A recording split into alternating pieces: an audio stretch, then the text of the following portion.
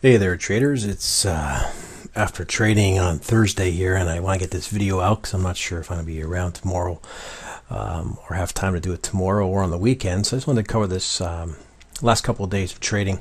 And it's interesting. If you've watched my previous videos, I've talked a lot about how I increase probabilities of the trades that I take.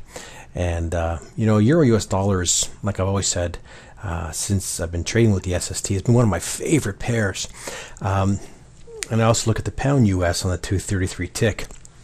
Now here's the deal, really, is you have to, if you're trading US crosses, just be careful that you're not overexposing yourself by having, positions in the Euro US dollar, positions in the pound US dollar, and at the same time you're maxed out on your percent risk. Because what you're doing there is you're basically looking at the strength or weakness of the US dollar. So you want to be very, very careful with that. And what I like to do is try to narrow down which pair I'm really going to focus on for that trading session. And it can change. It really doesn't very often. And some days you do get the opportunity. Both pairs are in a really good state. And you're looking to get positions on both. Once again, this is a 60-minute chart of the Euro US dollar. Once again, disclaimer, you don't have to do this. Okay, this is just what I do to increase my own probabilities, simply because I don't want to be in a position on the Euro US dollar and the pound US dollar day trading in different positions, in different directions. I just don't want that, and it's just more of a risk management thing as well. So this is the 60-minute chart. I'm just going to go over the last couple of days, simply because I have not traded the Euro US dollar in the last couple of days. Interesting, isn't it? And this is nothing new. I've covered this in a lot of videos, what I'm looking for. What you're going to see here is yesterday. This is the 26th. This is 9 o'clock. This candle closed at 9 o'clock. So I come in and trade around this area here. Now if you look what we've got here, I've marked out this little area here. You can see what the market's doing in that area. And you've got some support areas here. Market tries to break down here. Now this line up here is a resistance area that I have from my it's basically a higher time frame, I guess you want to call it. It's at 37.38, and I've talked about that. I was looking for a short of that position, and I'll show you that in a second. Just full disclosure, just so you know, when you became an NetPix customer, you're dealing with people that actually trade the markets. You're not trading with people that just walk the talk and don't actually do it. So anyhow, and what was a problem with this for me was, we've got this resistance area, price breaks above, comes back to test, and goes back up. So it's kind of stuck in some pretty awful areas. And what was interesting here is, if you remember this trade on the day before, I believe, the 25th, is I actually marked this this area off, and how kind of cool this is when it comes down to a former level, like a support level, and you get a setup on the SST around the same area. The probabilities for that trader are pretty decent.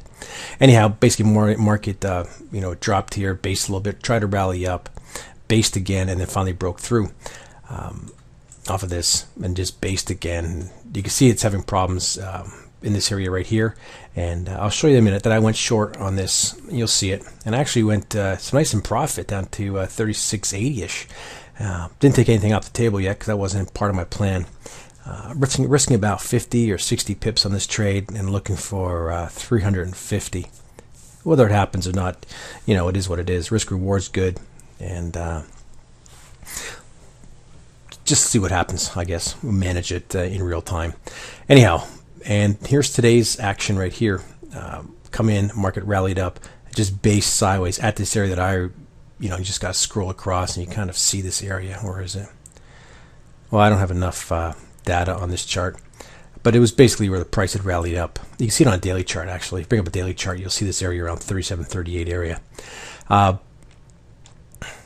Price broke down, and it's formed a support area, so I wasn't looking for any trades in here. If anything, I would have been happy with a short trade below this area right here. This is what we talk about, the art of trading, right? It's all about the art of trading. Let me just show you. Here's the trade right here. Short at 37.38. Stop is up here somewhere, way up there, and the green line is way down here. So we'll see what happens. It may not get there and might get stopped out, but that's a risk I'm willing to take as market comes back to push up and retest this area. Okay, so this is where the short went, and the stop is up here, and This is down there. But we'll see what happens. If it gets stopped out, we'll take a little look, see if there's a re-entry to come in this area. Okay, so that was that for the US dollar. It wasn't in play for me. And let's look at the pound US, and then we'll get the charts going. All right. One of the main reasons why I was a fan of the pound US the last couple of days, especially for longs, is you see the price, broke through here. News releases, I believe this was, especially this big chunk right here. This is a 60-minute chart. This is a 50 SMA. I don't really pay much attention to it. I don't even know why I put it on this chart, to be quite honest with you. Just haven't got around to taking it off. So there's a lot of room to the upside on this market. And of course, you're going to have areas that were former support areas, turn resistance, as you see, right here. Right, price broke through, came back up to test that area, kind of, based on that area. When you see basing on these areas, gotta be careful. I like to see these big rejections. But anyhow, that's off topic. Price broke up. This area right here is where price had rallied up and then dropped hard from. So there's no surprise that we've had this happen up here. Okay, let me just get rid of this. And quickly, I know it's SST video, but I just start rambling. See this price drop off, and I've talked about how important some of these levels can be. See this purple line, or magenta, whatever color it is? Look what happened. Look where that kind of lines up with. Lines up where price had rallied up to base and then broke pretty strong to the upside here. And then price basically stopped at the pip on that area. That's always quite interesting. So you can look for longs in this area here, and then when it got up in here, shorts were the flavor of the day for me, and just would have liked to get some trailing the stop. Ran into some difficulties on one of the trades, and then finally it broke. So it was kind of a tiring day on the pound US. But let's just bring up the pound US, look at the chart, see what we got. All right, so we're going to start off here in the 26. This arrow is just pointing that even though you get a setup here at 9:30, we're in the button. You look at where this setup happens at 53. And as you know, in the training, 50 is a pretty key level. And there's also some market structure support as well. So that's what that was there for. Now on this day here, there's nice rooms to the upside until you hit today, where you're basically right up on the resistance from a higher time frame. Don't discount that. And as you progress in your own trading, going from just looking at one chart to looking at other things, just to increase your probabilities. And that's what it is for me. The SST by itself has a really good probability, but I like to increase it even more for me. All right, that's just how I do it. Okay, so let's take a look here. I was one to trail on this particular trade to the north side. All right, so you see what happens here. It didn't really get too much. Price gets in at 67. There is some adjustment to be made, but like I always say, you adjust once, you got to be careful not adjusting into more mess. And this is a small setup to begin with, 58.66 to 58.82. That's not that small. I've seen smaller, but see what happens here. As soon as you get into this trade, it kind of based sideways around here. And when we got to here, this is where I moved my stop up to here because it was such a small trade, and we want to reduce risk as fast as we can during our trades. But you also got to keep in mind that if I was to put it up to here, I don't really have much running room. It's like be tucked right underneath the price action, so I would have no room. So basically, what I did here was I just looked where the profit line was. Not the right profit line. The trigger line here. Price rallied up here, and position was scaled out here just because there's nothing going on. When price was this big thrusting candle was moved up here, you want to be pretty aggressive with your stops. And then market came down, took me out for a zero. So my first position got 13 pips. The last position got 0 pips. Actually might be a little bit less, might be like -2 cover spread on that. Right here, you see this wick. I didn't get out on this trade. I had to market out of this trade. Entry price is 58.77 right here. Did I move this up? Might have just been over the top of this level here. This one for a 27 pip trade right here, pulled back around. The trail got taken out at 6. So I was still okay with trailing this because there was some running room to the north side. And this trade here was the last trade, and zero on this. Basically got in the market here and just wasn't going anywhere. 1044, we're cranking along here. got to the 1x where you're going to do your adjusting, and then we're getting into 11 o'clock, 10:55, 11 o'clock time. Stop has just moved up.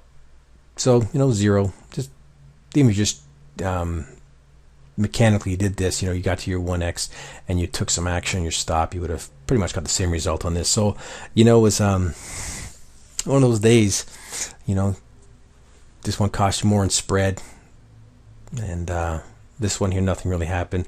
Got a little bit on here, but really not too much to talk about. But as you can see, like I said in the chart earlier, I wasn't really looking for shorts, looking for longs only. You could play both sides of the fence if that's what you like, but I will do that depending on where price action is. Okay, let's just take a look at the 27th. I forgot what day it was. One sec. All right, so let's take a look at the chart here. This was an area where price was rallied up and then dropped from it, right?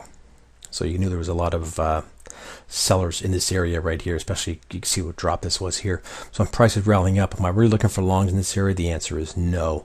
You can see this area has been tested 1, 2, 3 times. So far it's been pretty decent area for the sellers to take action. So for me, it wasn't an area. I was happy with taking shorts on this position, and I was happy to trail my stop as well on this, simply because look at the chart, right? Rejecting at resistance level. And let's get to the chart. Here we go. Forget this green line was just the high of the day before, and usually when price breaks above that, I say usually, but we already know the high of the previous day is a resistance area, right? Because that's where price stopped. So price breaks above that, comes back to test it. It's pretty good. Just gotta be careful around those areas. Anyways, here's the setup comes in here. There's one here, and it comes off the table once you start getting this price action up here. And here's the trade right here. Set up here, and it's at 59.62, and the price comes down here. This green arrow, I was doing this in real time just so I would remember where I was adjusting stop. So stop came down here, looking at a 3-bar stop, but I also had this little base area here. You see the market came down and 3 candles went sideways and then dropped. Pretty decent area for me to want to trail my stop down to. And then price came down, rallied back up, kind of based here. And this is this candle right here. I chose to move my stop again because price wasn't doing anything, just above this basing area. And generally when you get these kind of moves of base, 2 things can happen, right? You can either, well, more than 2. You can break above and continue, you can base sideways or go south. But the fact is that the price wasn't really going anywhere and got rejected here, right? That was a good choice doing this, moving my stop just above this base area, right? This is a market resistance area at this time, market resistance, right? Using the structure. So on this trade here, I got 20, and then the trail didn't work out very well. Market didn't trail at all, so an 8, and I wasn't looking for long, so this long doesn't really factor into my decision anyway. And if you did take it, you do get a winner here from 59.55 up to 67, so you would bank some profit there, and an add-on trade here that you get to adjust your stop with. So those are one of the keys of SST is to quickly take the risk out of the trade. And if you could be in a trade risk free, playing with the market's money, and that's a good position to be in. Anyhow, price finally did break, and right here, 59.50. I believe it came down a few pips, around the 50 level. I have to double check the exact, but it was 23 pips on this trade here. And these are just where, actually I didn't put the arrows in here for whatever reason, so let me just kind of remember why I was doing this. I think when price came down here to the 2x or 2x, with this kind of a, I guess you want to call it doji candle, I just moved my stop down to a market structure swing high, right? They're pretty safe bets. When price breaks those, it would have to be making in a higher high, right? And higher high is not really conducive to a market going downwards. Okay, so those are good areas also to, when you've got, if you're using the trigger line, for example, to trail your stop, and it comes around a swing level, use a swing level. Okay, you don't. That's not a whole lot of subjectivity. That's pretty objective. It's there. You can't miss it, right? Market comes down here. Stop goes above this one as well.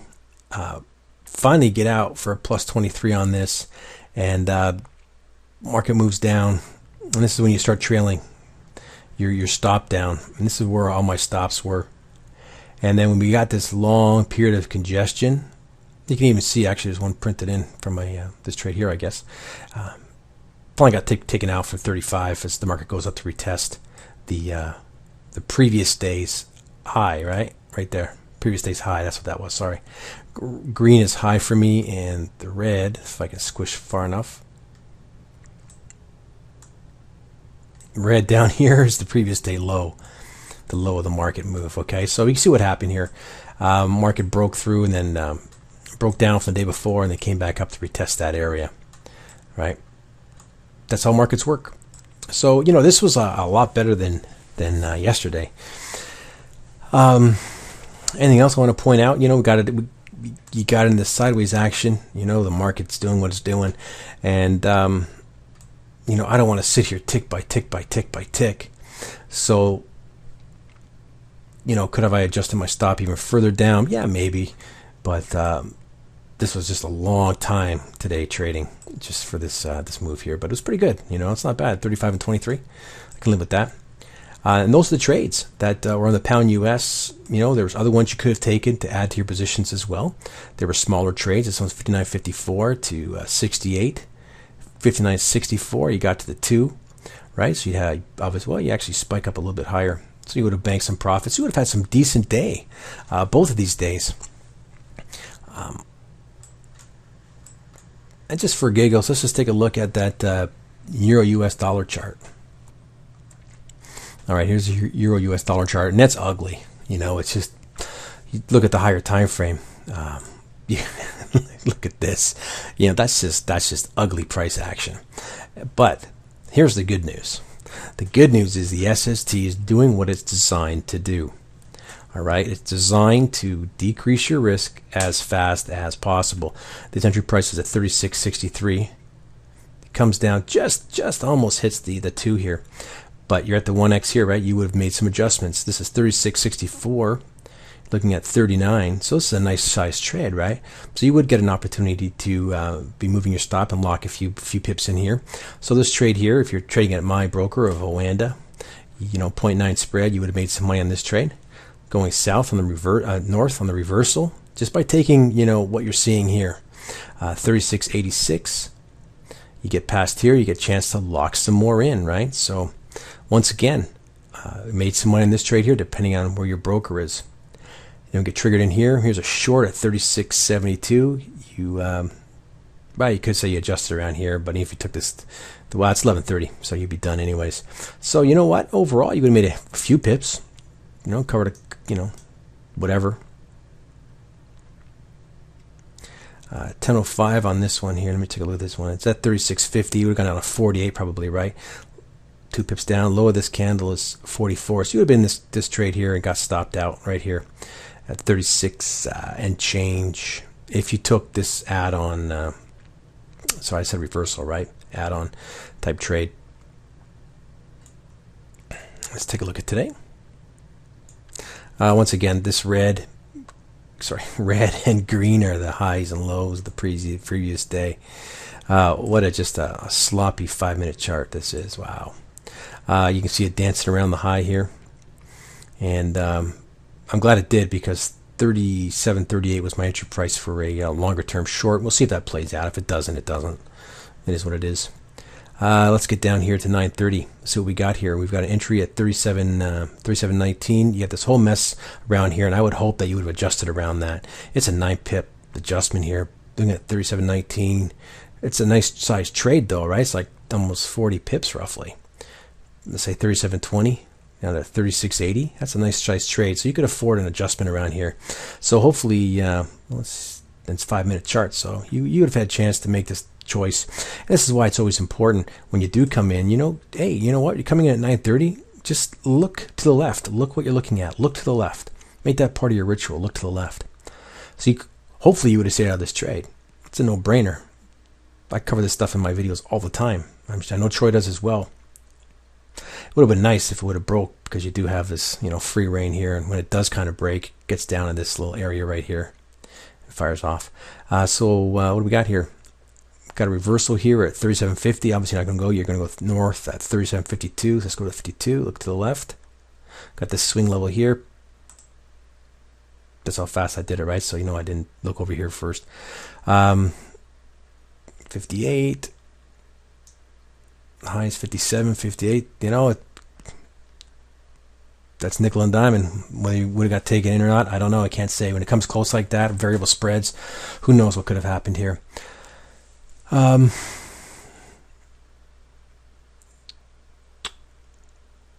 Just a sloppy mess, as you can see, and that's why I am always a big fan of looking at the higher time frames like this. And I might make a video just in the next little while covering that kind of stuff. So overall, it's been a really good week.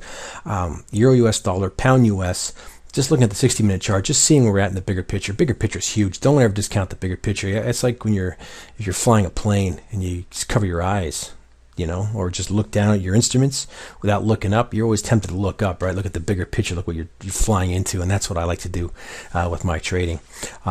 For new traders, stick with the basics of the SST, right? That's what it's designed to do. It's designed to reduce your risk quickly.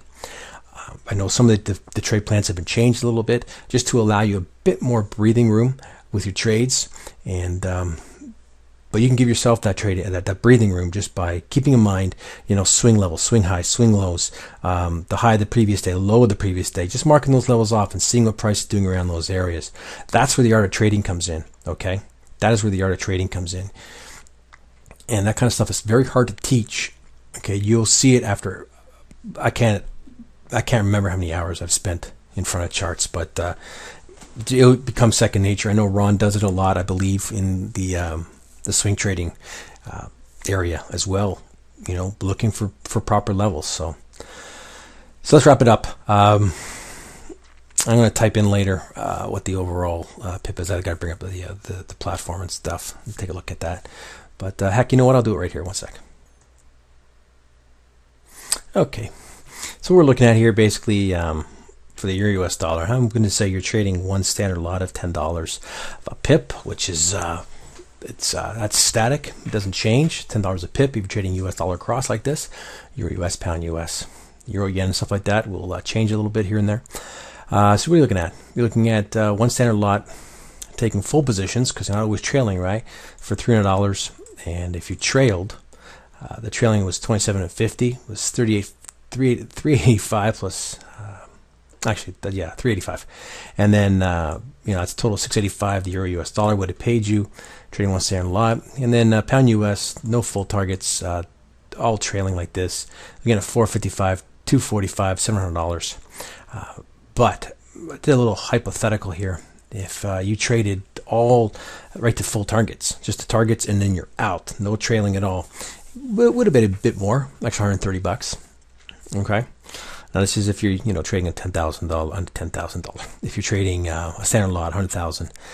Now keep in mind, that's not. You don't have to trade that to make good money in the Forex market. All right, even if you slash all this in half, you're trading 5 minis or whatever. Bottom line is your risk percentage is very, very key. All right, if you're screwing up that part of it, if you're risking too much, you could just forget about it, because eventually you're going to hit a downturn, and if you're not careful, you're not doing proper risk management, then you're going to be on the sidelines. Okay, so keep that in mind. All right, so that's it. Hope you enjoyed this video. Talk soon.